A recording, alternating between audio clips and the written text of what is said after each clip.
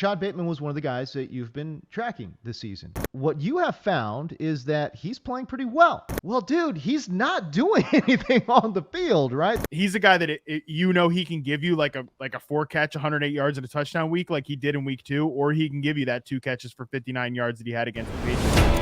Look at the release. There's your separation. Great route. Stutter and go. Gets by clean. That is unbelievable. May be the greatest catch I've ever seen. All right, hey, let's stay in the AFC North here, and I want to talk about Rashod Bateman, okay? Because ReceptionPerception, .com, the website, for the very first time, you're doing your in-season tracking. And Rashod Bateman was one of the guys that you've been tracking this season. And what you have found is that he's playing pretty well. Okay, help me and help the listeners kind of like jive that with, well, dude, he's not doing anything on the field, right? So like the on-field production and the reception perception numbers don't quite match up. What is not connecting? Well, first of all, I would say, obviously in the first 2 weeks, he puts it in the box score, right? 2 catches, 59 yards and a touchdown the first week, 4 catches, 108 yards and a touchdown in week 2. The last 2 weeks, though, 2 catches, 59 yards against the Bills, 3 catches, 17 yards and a loss. 2 catches, 59 yards against Patriots, 3 catches, 17 yards and a loss against the Bills. The biggest problem for Rashod Bateman, and the moment you noticed this was happening, you had to know, like, okay, until this changes, he's going to be a volatile producer, which is what I think he has been so far. So far, like in a routes per dropback standpoint, in week 1, 73.5% of the routes.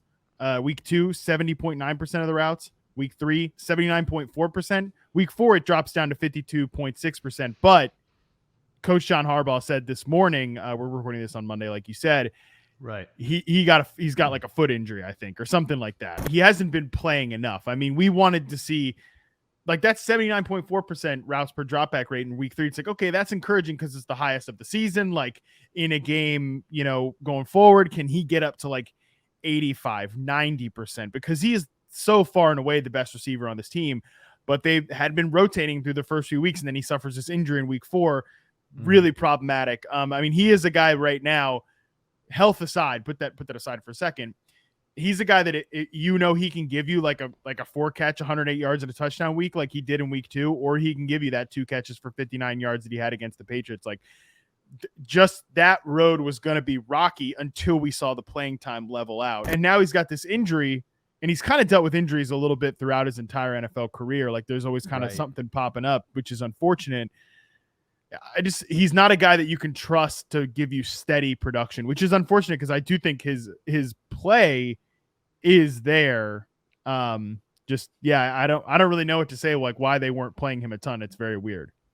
His snap percentage right now on the offensive side of the football is the same as Devin Duvernay, right? So they've both only played about 57% of the snaps total.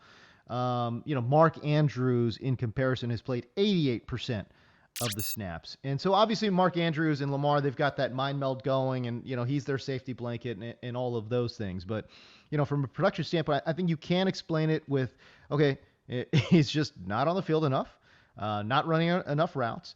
And the way they treat their passing attack after Mark Andrews, it's kind of sort of a grab bag. You know what I mean? Yeah. Like we saw Devin Duvernay catch a couple touchdowns there in week 1.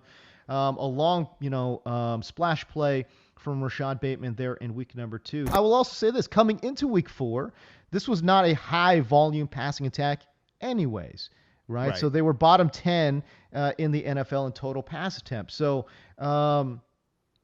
it's just the hard. funny thing, James, like about coming into this week, because again, I want to just make that clear about like he did suffer this injury in week 4, and now we don't really know what the future holds. But in weeks 1 through 3, the routes run, Mark Andrews 89, Rashod Bateman 74. So there's even a pretty big little bit of a drop off there from 1 to 2.